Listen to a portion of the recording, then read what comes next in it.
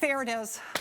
Oh my God. That's it, where they're in a shell. Can you put this up full, please, with me on top of it? So there it is. You can see the tornado. Looks like it's near the lower 9. On one side of the screen, now we've got the power flashes. It is on the ground. Get to your safe place right now, moving to the northeast. So I am very concerned about this. Debris in the air, in Araby. There's the lower 9. This area right here, homes are being damaged right now. So this is where you have got the tornado, the actual tornado. The police chief in Gretna says that they have damage on 9th Street in Gretna from a possible tornado. Okay, damage on 9th Street. That's right through Old Gretna. Old Gretna, yeah. And so my heart is truly broken for all of these people who, in the same year, have had to deal with a major tornado. Right on that line I just drew. There it was. Right we on have that had line. debris that entire area. So it's moving to the northeast from this point right here, and it's moving northeast fairly quickly at about 35 miles per hour.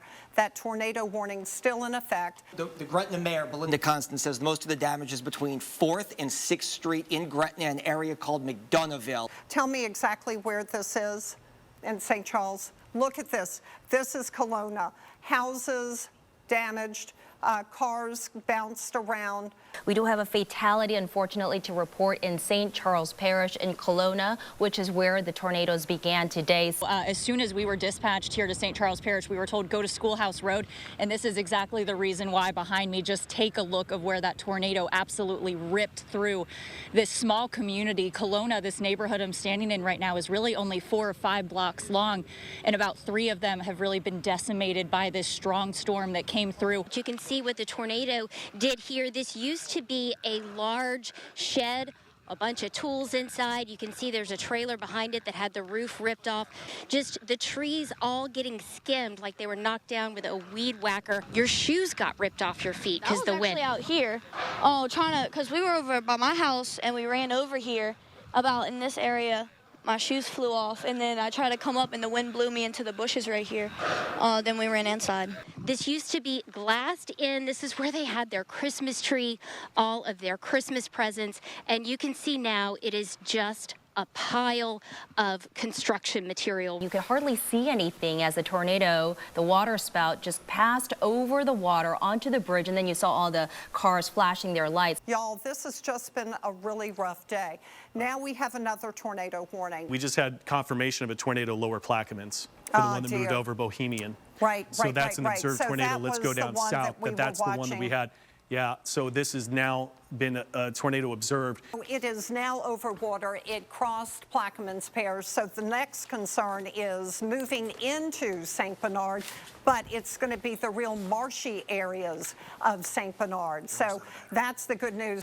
There was a lot of damage really starting here where we are in Marrero, and then just on the other side of the expressway, about a mile back in the other direction towards the Crescent City connection is a huge path of destruction. Fences down, rooftops torn apart, streets blocked, power lines down. It's a long path of damage. See, the brick house did not fare so well. It looks like someone just took a hot knife through the top of that house and just sliced it right open.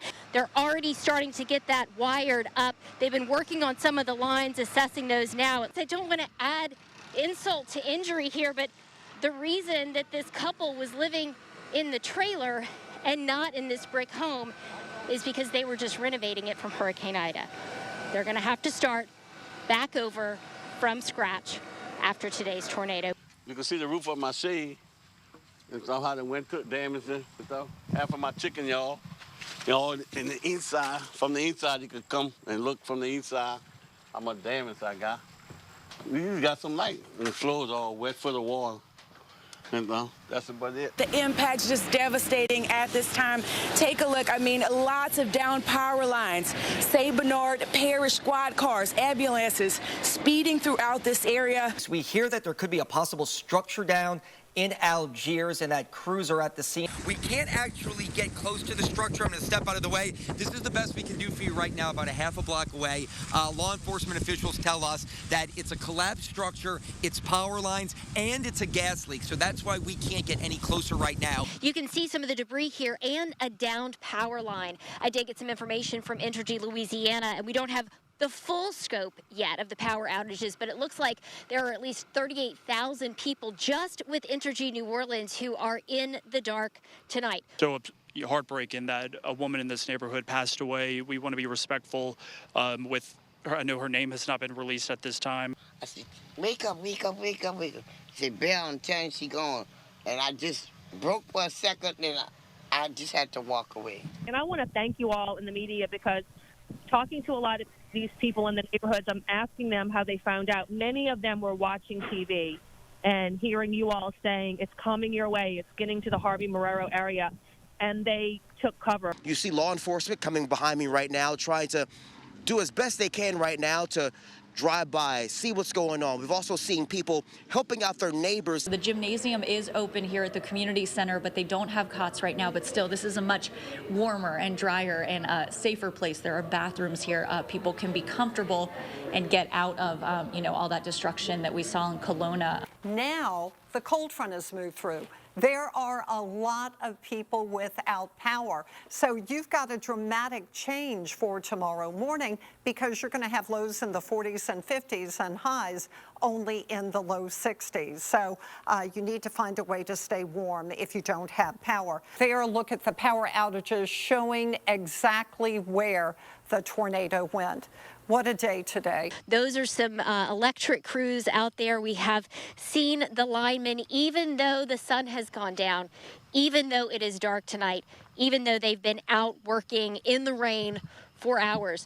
They're still out here trying to assess the damage. Trees were splitting in half. That's just how strong this wind was when we were going through this. You can see walking down the street here on Community Street, near Community Street, fences down, power lines completely toppled over. It's really not safe right now to be cleaning up because of all these down power lines over here. And, you just never know what you're going to run into. The home that you're looking at right now lost its roof. The roof was completely ripped off of this house. The power has been restored, at least to this portion of Gretna. And when we came here, we saw other portions of Gretna that had the power back on. I was watching the WDSU broadcast, and Margaret Orr said to take cover. It was right over Araby, and we went into the closet and took shelter. We could feel the house vibrating and hear the loud roaring sound like a train. We're grateful to be alive, and we just wanted to see how we can help others in the neighborhood. And look at this, guys. Look how large this is. This has been traveling a mile, more than a mile. The wind just picked it up. The power lines kind of tangled in there. I just thank God that I'm alive, because I just thought I wasn't going to make it. Everything I own, little what I do have, is gone. It's destroyed. It's gone. It's destroyed. This is Allison Alexander. Her family just confirmed to me that she was killed today in today's tornado. She still means the world to me, and if anybody knew her and knew my mama, they know that she would give anybody the clothes off her back. She would help whoever was in need. That was my mom. There was actually a family that was trapped in this home here. I mean, that entire part of the roof just completely collapsed. It's one of those things where the rescuers had to go and crawl to get right in. It actually lifted the house. It felt like it lifted the house up off the ground while we were in it.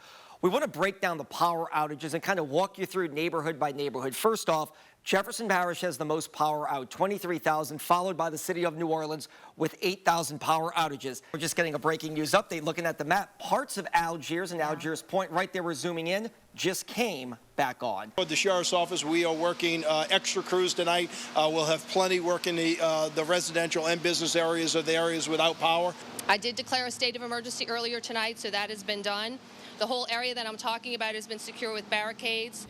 Now, assessment and restoration activities are currently in progress, and safe restoration will continue throughout the night. The message that people received, especially here in Gretna, and the media did their job. We have no fatalities in Jefferson Parish. 2 schools that will be closed tomorrow's West Jeff High School and Marrero Middle. Yeah, West Jeff did have some damage. We should also point out local law enforcement from the area coming to Gretna to help that police department, the city of Kenner, sending officers over tomorrow to try to make sure that when they start picking up the pieces, they have all the assistance that they need.